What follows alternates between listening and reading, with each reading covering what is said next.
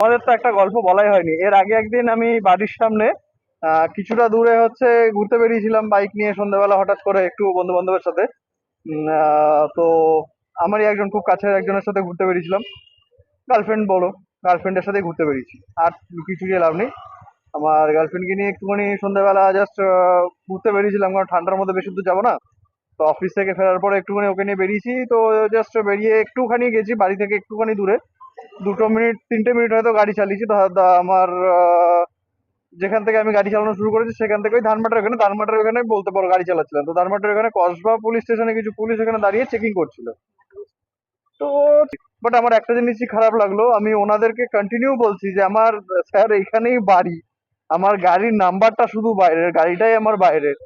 ঠিক আছে, আমার আমার গ্রামে বাড়ি রয়েছে, এখানেও আমি কাজের সূত্রে রয়েছি, তো এইখানেরই এখন আমি বাসিন্দা হয়ে গেছি।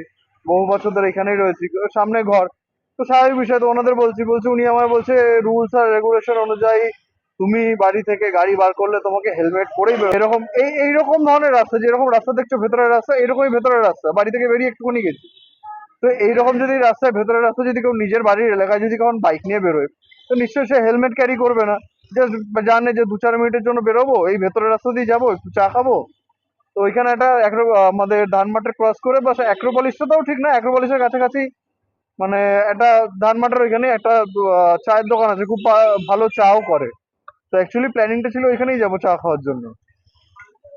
বাট মেন প্রবলেম হয়ে গেছে ওইখানে যখন যাচ্ছি, তো ওইখানে চেকিং করছে। আমি ওনাদের কন্টিনিউ বলছি যে স্যার আমার এখানেই বাড়ি, আমার গাড়ির নাম্বারটা বাইরে।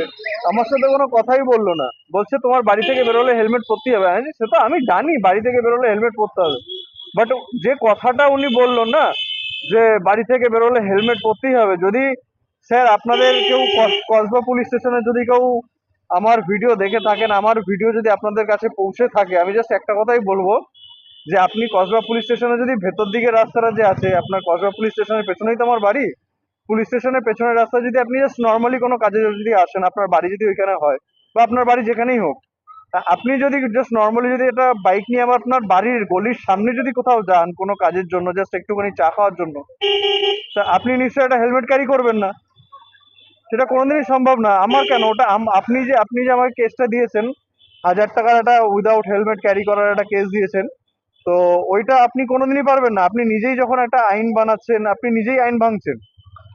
ঠিক আছে, আমি কিন্তু কোনো ফার্স্ট্রেশনের জন্য বলছি না, এটা জাস্ট কথার কথা বলছি, এটা নর্মাল ক্যাজুয়ালি জিনিস। ঠিক আছে, আপনি বাড়ি থেকে বেরোচ্ছেন, বাড়ি থেকে বেরোনো মানে কি হেলমেট পরে বেরোতে হবে? আপনি যখন বলছেন ওটা তো হ্যাঁ ঠিক আছে, নিজের সেফটি। তো নিজের সেফটি যখন, তাহলে আমি একটা কথাই বলবো, সবাইকেই বলছি কথাটা, কি হেলমেটটাই কি ম্যান্ডেটরি? এই যে আমরা গাড়ি চালাচ্ছি, হাতটা কি আমাদের শরীরে অঙ্গ না? এই যে পা কি আমাদের শরীরে অঙ্গ না? নি গার্ড নেই কেন? আমাদের রাইডিং জ্যাকেট নেই কেন? রাইডিং গিয়ার নেই কেন? রাইডিং গিয়ারের জন্য ফাইন করো, শুধু হেলমেটটাই কেন পড়তে হবে? অ্যাক্সিডেন্ট হলে কি শুধু হেলমেটটাই বাঁচবে? বাকি শরীরে কি কোনো কিছু হবে না, ক্ষতি হবে না? যদি এখন শীতের মধ্যে যদি কেউ পড়ে, তো তার তো হাত পা ভাঙবে, তো সেখানে কি কষ্ট নেই?